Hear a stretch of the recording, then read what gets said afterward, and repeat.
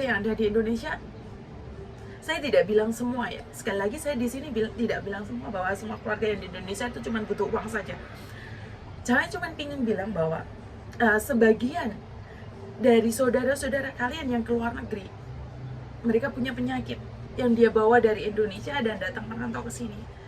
Dan kalian cuma tanya kabar, apa salahnya? Sekali lagi saya cuma bilang, kalau tanya kabar apa salahnya, jangan sampai keluarga yang ada di luar negeri terjadi sesuatu dan kalian menyesal. Dengan air mata saja tidak bisa memberikan sesuatu seperti ini.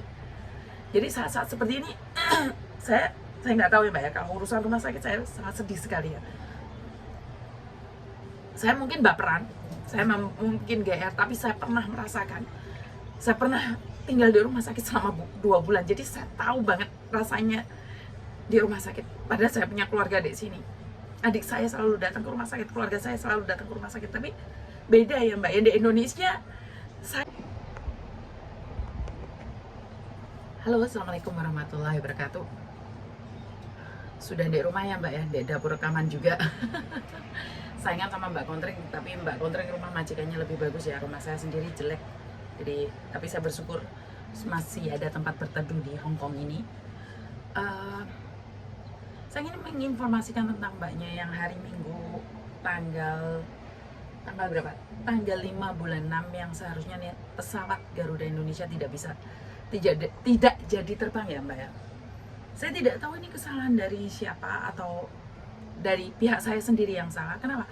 Karena waktu itu saya cuma dapat pemberitahuan bahwa tiket harus terbang dan saya tidak tahu seperti apa dan bagaimana.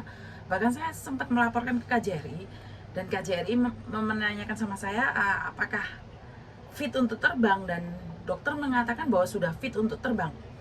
Jadi saya rasa semuanya baik-baik aja karena saya dikatakan bahwa pagi-pagi jam 5 saya harus jemput di rumah sakit, dan saya jemput rumah sakit. Saat saya lihat keadaannya saya sangat shock sekali karena Mbaknya lemes banget. Dan sorry saya tidak up di sini karena saya rasa itu sangat privasi sekali.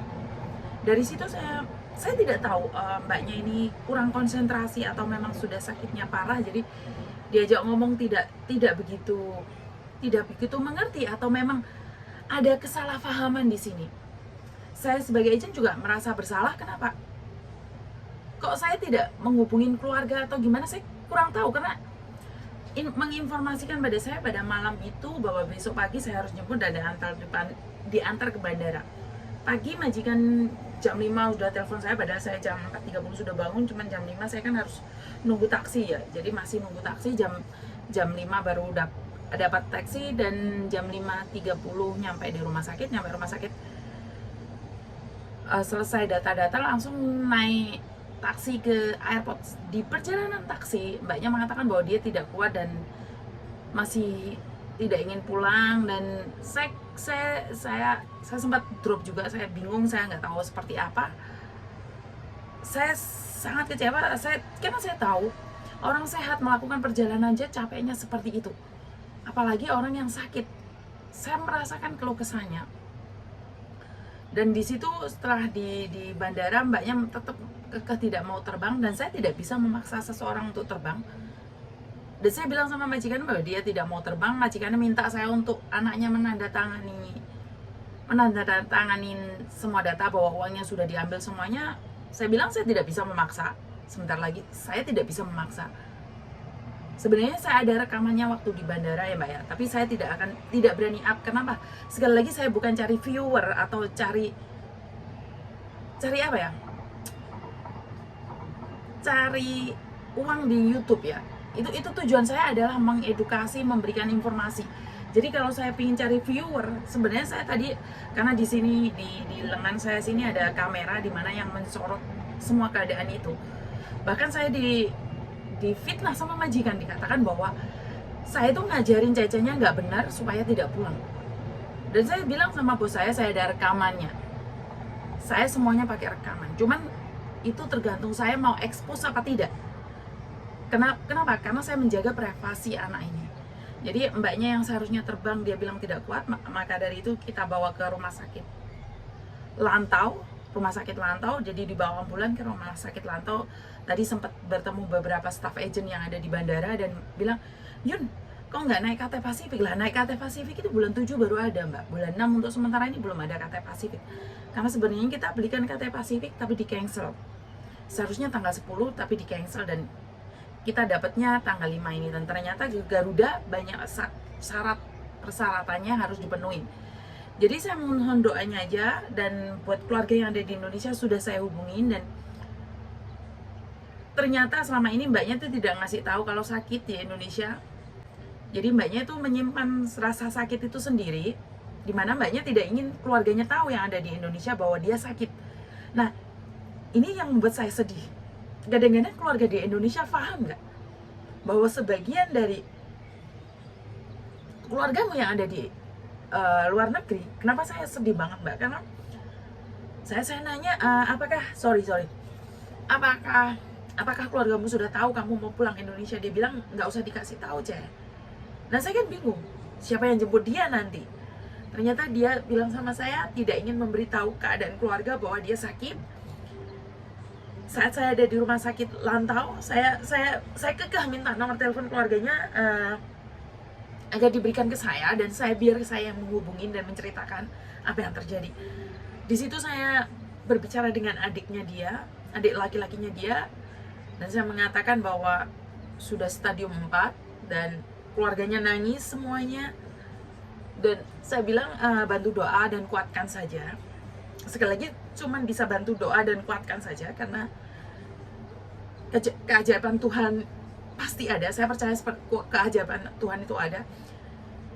Ini sebenarnya saya ingin sampaikan berkali-kali, pesan berkali-kali buat para keluarga kita yang ada di Indonesia. Karena saya sendiri pernah sakit di Hong Kong sini ya mbak ya, selama 2 bulan. Saya tahu rasanya di rumah sakit.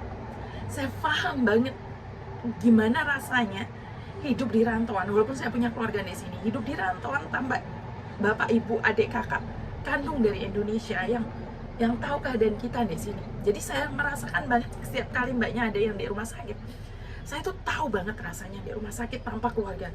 Sekali lagi saya pesan buat keluarga yang ada di Indonesia dengan kejadian seperti ini, sebenarnya ayolah, kalau keluargamu masih sehat di Hong Kong sini, tolong tanyakan kabar dia. Jangan sampai menyesal seperti mbaknya tadi, sampai stadium 4 baru keluarga Indonesia tahu. Jadi sekali lagi buat keluarga yang ada di Indonesia, saya tidak bilang semua ya. Sekali lagi saya di sini tidak bilang semua bahwa semua keluarga yang di Indonesia itu cuma butuh uang saja. Saya cuma ingin bilang bahwa sebagian dari saudara-saudara kalian yang keluar negeri, mereka punya penyakit yang dia bawa dari Indonesia dan datang merantau ke sini. Dan kalian cuma tanya kabar, apa salahnya?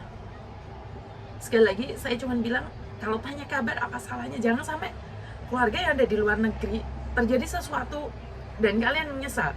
Dengan air mata saja tidak bisa memberikan sesuatu seperti ini. Jadi saat-saat seperti ini saya nggak tahu ya mbak ya, kalau urusan rumah sakit saya sangat sedih sekali ya.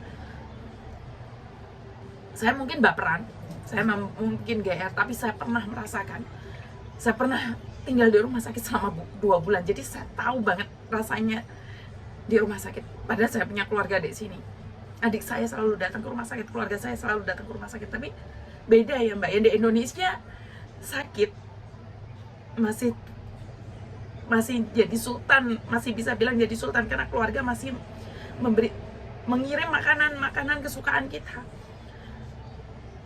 masih di sekeliling kita. Tapi kalau di Hong Kong sakit, tidak ada siapa-siapa di situ, hanya dokter datang, hanya apalagi mbak-mbaknya para TKW ya. Para TKW saat sakit siapa yang besok? Kecuali agentnya. Kalau agentnya sudah nggak datang, nggak ada siapa lagi yang datang. Jadi saya nggak tahu mau ngomong apa, saya nggak bisa nerusin. Terima kasih. Kalau saya terusin saya nangis. Jadi saya minta maaf, saya tidak bisa meneruskan. Karena sebenarnya ini trauma juga buat saya, karena saya pernah masuk rumah sakit, tapi saya masih beruntung karena saya masih ada keluarga, masih memberikan makanan. Karena saya pernah lihat orang-orang sebelah saya, orang-orang Indonesia di mana TKW yang di rumah sakit itu saya nggak bisa ngomong Mbak, sorry. Saya lanjut lagi. Saya pasti lanjut lagi.